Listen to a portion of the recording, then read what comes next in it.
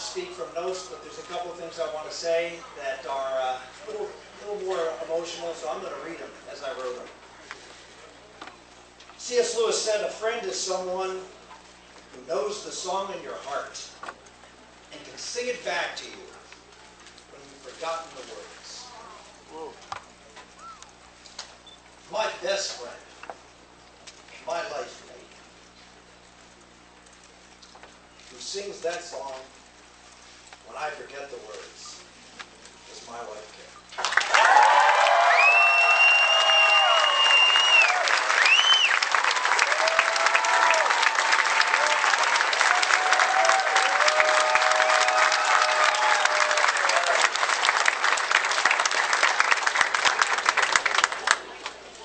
People have asked me how I've done this, sitting back at the polls and not getting a whole lot of attention paid to us. How did you keep going out to Iowa? 99 counties and 381 town hall meetings and speeches. Well, every morning when I was getting up in the morning to take on that challenge, I've required a strength from another particular friendship, one that is sacred. I've survived the challenges so far by the daily grace that comes from God.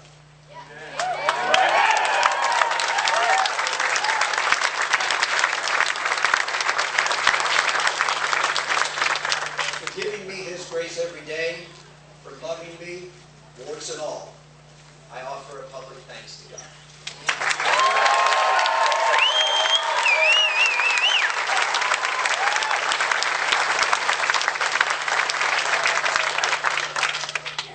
Third, thanks. Thank you so much, Iowa.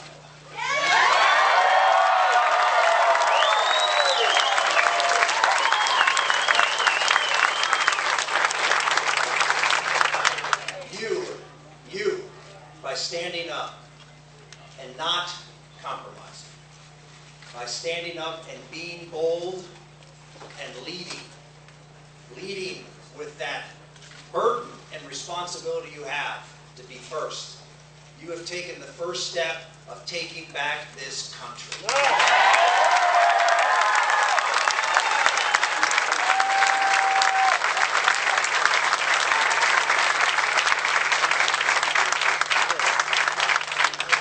This journey started officially just a few months ago in June, when I stood on the steps of the county courthouse in Somerset County, Pennsylvania.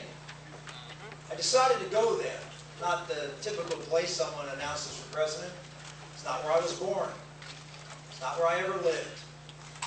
But it's where my grandfather came, back in 1925.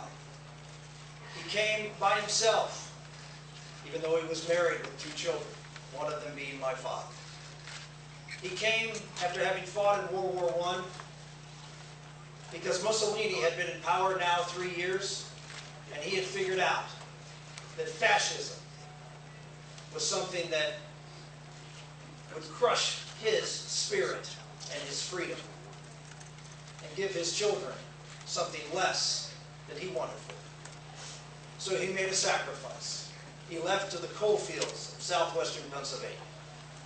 He worked in the mine in a company town, got paid with coupons, he used to call them. Lived in a shack. Eventually he figured out that that was a trip to nowhere, so he started taking money less, so he could start to save. And he did. And after 5 years, he got his citizenship and brought my father over at the age of 7. He ended up continuing to work in those mines until he was 72 years old, digging coal. I'll never forget the first time I saw someone who had died. It was my grandfather. And I knelt next to his coffin. And all I could do as eye level was look at his hands. They were enormous hands. And all I could think was those hands dug freedom for me. And so to honor him, I went to Somerset County, because I believe foundationally, while the economy is in horrible condition, why our country is not as safe as it was, and while threats are rising around the world, while the state of our culture under this administration continues to decline with the values that are unlike the values that built this country. That the essential issue in this race is freedom. Whether we will be a country that believes that government can do things for us better than we can do for ourselves, or whether we believe, as our founders did, that rights come to us from God, and when He gave us those rights, He gave us the freedom to go out and live those rights out to build a great and just society, not from the top down, but from the bottom up.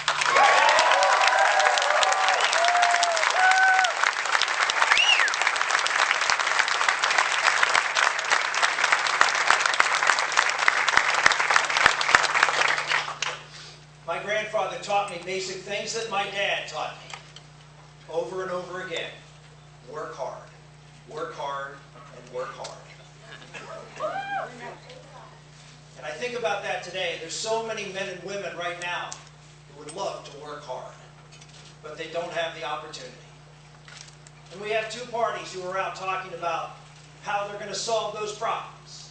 One wants to talk about raising taxes on people who have been successful and redistributing money, increasing dependency in this country, promoting more Medicaid and food stamps and all sorts of social welfare programs, and passing Obamacare to provide even more government subsidies, more and more dependency, more and more government. Exactly what my grandfather left in 1925.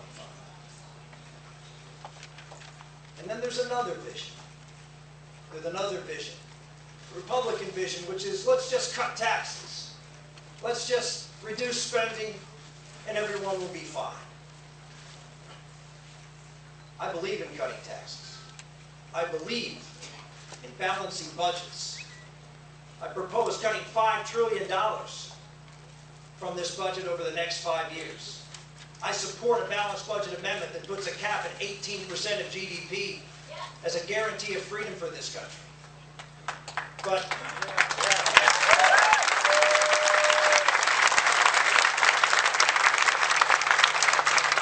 I also believe we as Republicans have to look at those who are not doing well in our society by just cutting taxes and balancing budgets.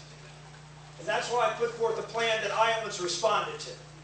It's a plan that says, yes, let's flatten the tax code, get rid of it, replace it with 5 deductions. Let's create 2 rates, 10 and 28. Why 28? If it's good enough for Ronald Reagan, it's good enough for me.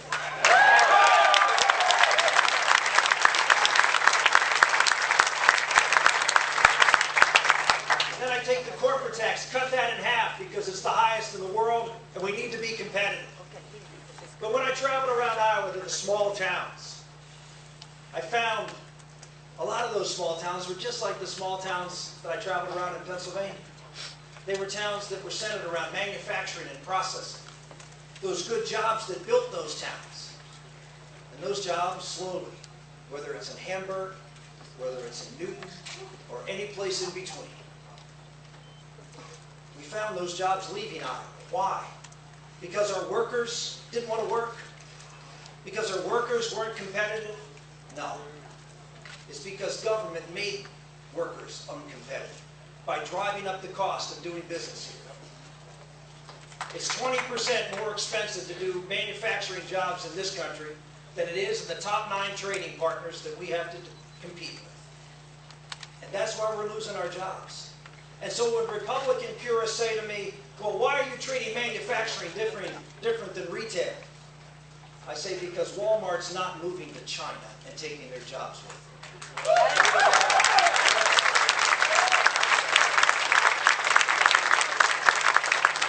We eliminate the corporate tax on manufacturing so we can compete. We take the regulations, every regulation that's over $100 million, and we repeal all those regulations. Repeal them all, and there's a lot of them. Under the Bush and Clinton administrations, they averaged 60 regulations over $100 million a year. This administration hit 150 last year. You don't want to know what's crushing business? This administration is crushing business.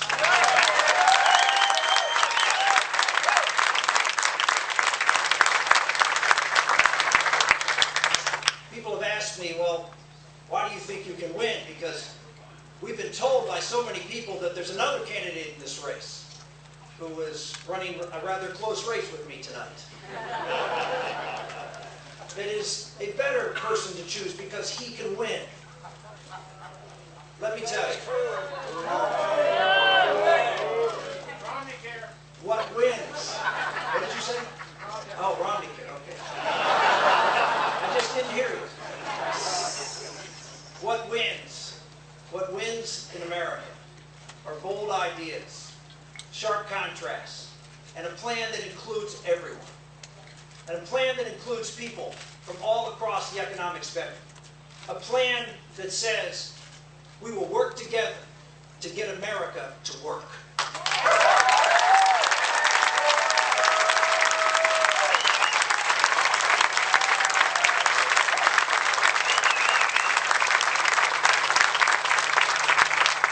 How did I win when I won in Pennsylvania? I won because I went out and worked in the communities like I grew up in. Butler, Pennsylvania, a steel town. How was I able to win as a congressman in a 60% Democratic district and then in a 70% Democratic district which represented all of the old abandoned steel mills in Pittsburgh? All of them. All along the Monongahela River. Those mills were in my district. And I ran in a tough election year when George Bush Sr. was losing the election by a landslide in my district. And I got 60% of the vote. Because I shared the values of the working people in that district. If we have someone who can go out to Western Pennsylvania and Ohio and Michigan and Indiana and Wisconsin and Iowa and Missouri and appeal to the voters that have been left behind by a Democratic Party that wants to make them dependent instead of valuing their work. We got it.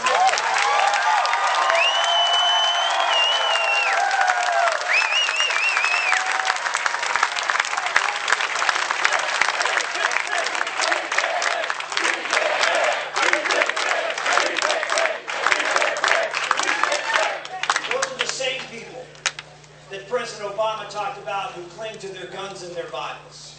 Thank God they do.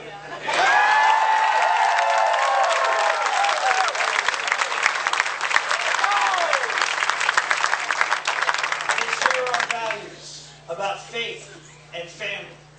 They understand that when the family breaks down, the economy struggles.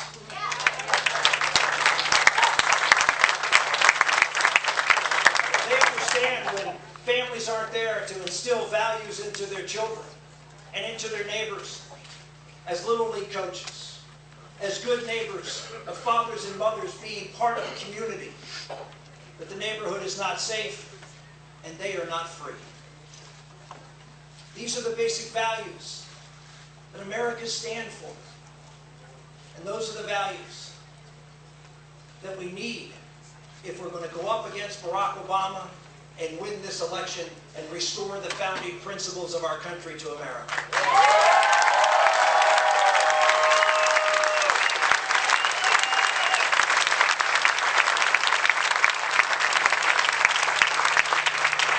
I want to close by thanking all of you. This has been an incredible journey.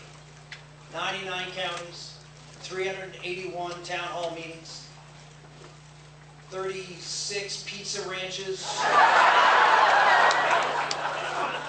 And you notice I'm not buttoning my coat for a reason.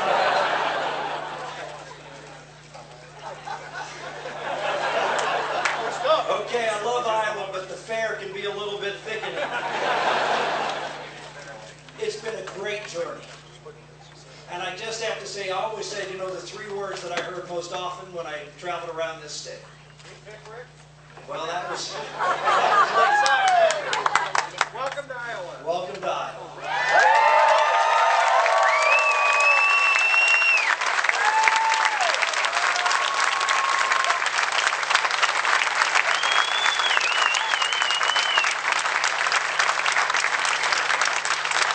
I want to thank the Iowa Steinmans who are up here on stage, you were introduced to many of them. Folks who stood up when no one else was standing up. Yep.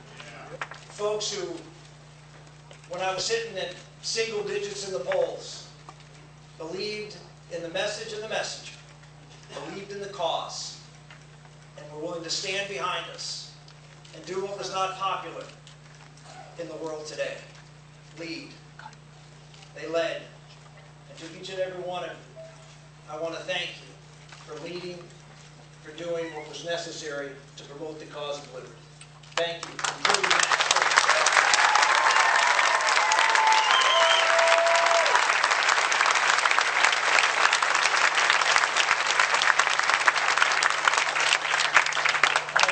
I have to particularly give a shout out to the guy who really helped us on the ground here as a volunteer late, became a little bit of a symbol of the campaign, the owner of the Chuck Truck. I don't really often talk about the New York Times, but I love that graphic in the New York Times that had how the entourages traveled around the state. And there were these long rows of buses and people and airplanes and SUVs and people and staff. And then all the way at the bottom was the Chuck Truck, me and Matt and one of my kids. That was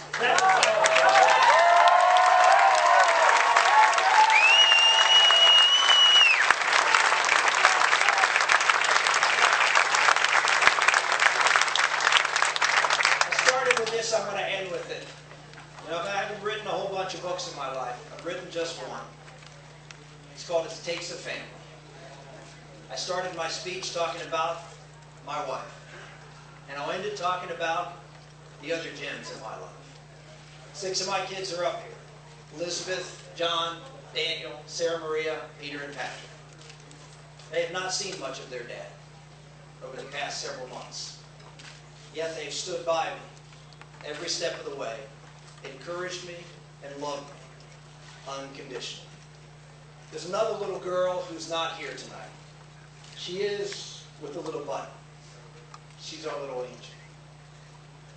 That's Isabella Maria. Isabella Maria, we don't take her out in crowds. She has a disability.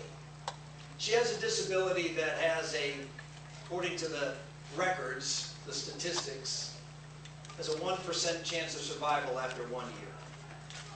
She is 3.5 years old.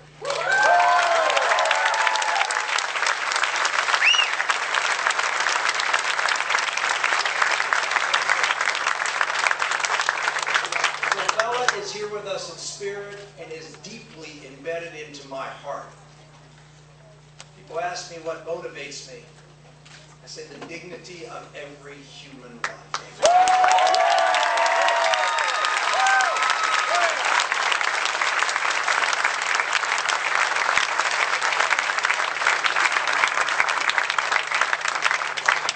Given us this great country to allow his people to be free. Has given us that dignity because we are a creation of his. We need to honor that creation, and whether it's the sanctity of life in the womb or the dignity of every working person in America to fulfill their potential, you will have a friend in Rick Santorum. We are off to New Hampshire.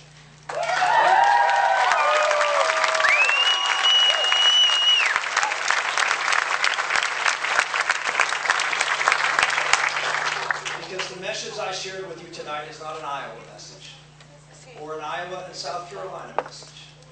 It is a message that will resonate across this land. It will resonate, I know, in New Hampshire. Because you think I've been in Iowa a lot. I've been to New Hampshire 30 times and have been more times and done more events than anybody but John Huntsman, and he cheats, he lives there. We will be in New Hampshire. We'll leave tomorrow. We'll spend our time there. And with your help and God's grace, we'll have another fun night a week from now.